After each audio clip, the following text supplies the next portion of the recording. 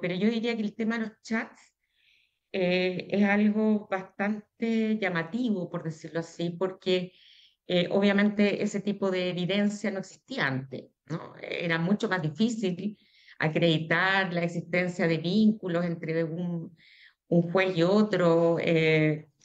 Ahora esto hace que la prueba sea mucho más sólida y deje claro, bastante claro, qué es lo que está pasando dentro de las instituciones públicas. Y a mí me parece esto sumamente grave, Mirna, sumamente grave que aparezcan tan abiertamente, tan evidentemente las solicitudes, los favores, los amiguismos entre los propios jueces, entre el poder político y los jueces, para poder conseguir votos, para poder estar en la esquina. Eh, como dijo el ministro Cordero en forma bastante diplomática, ¿no? Son comunicaciones impropias, irregulares, pero yo diría que yo los veo en el margen de, de lo que puede ser delictivo y no delictivo, puesto que en general, cuando uno solicita un favor a otro funcionario público, lo que hay es normalmente algún tipo de beneficio a cambio. Eh, es decir, esto no siempre suele ser tan gratuito.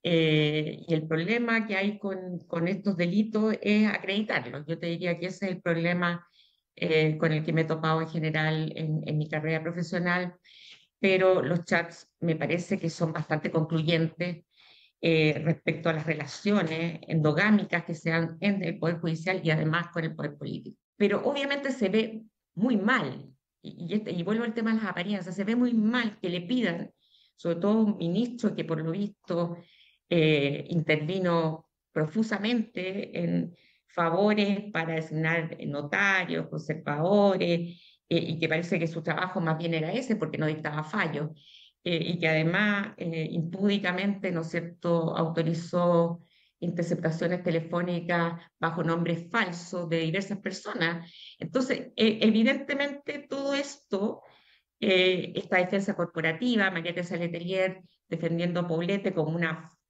¿será un premio? Defenderlo para que se fuera a Copiapó en vez de que se hiciera el sumario respectivo. Es decir, eso sí es un favor. O sea, si tú me ayudaste para estar en la quina o para que me designara ministra de la Corte Suprema, y luego yo te apoyo para que te vaya, para que no te saquen del Poder Judicial y te mando a Copiapó, o te manden a Copiapó, ¿eso qué es? Hoy en día, como está tipificado el delito de cohecho, eso perfectamente podría ser cohecho. Perfectamente podría ser cohecho. Es una solicitud, ¿no? De un funcionario público a otro funcionario público, ¿no? Eh, para, para que realice algún acto con infracción a los deberes de su cargo, ¿no es cierto?, a través de un beneficio. Y ese beneficio puede ser de cualquier naturaleza. O sea, puede ser incluso no económico. Yo te favorezco, tú me favoreces, ¿no? De un funcionario público a otro. Entonces, estamos en esto es un problema probatorio, ¿no? Pero en principio yo no veo que pudiera haber una objeción de que aquí hubo eventualmente un delito de cohecho por parte eh, del señor Poblete hacia la señora Letelier o al revés. Todo esto huele pésimo en Dinamarca, como diría Hamlet. Entonces, todo huele mal. Y ese es el problema. Yo no puedo hablar de imputarle ahora el señor Desbordes que no tenía un cargo público. Efectivamente, en eso tiene razón, no tenía un cargo público, por lo menos a la época en que habría intercedido por la señora Letelier. Eh, pero obviamente esto de los favores, de pago, etcétera, o de sugerencias de favores, eh, son eh, prima facie posibles hechos constitutivos de algún delito de cohecho.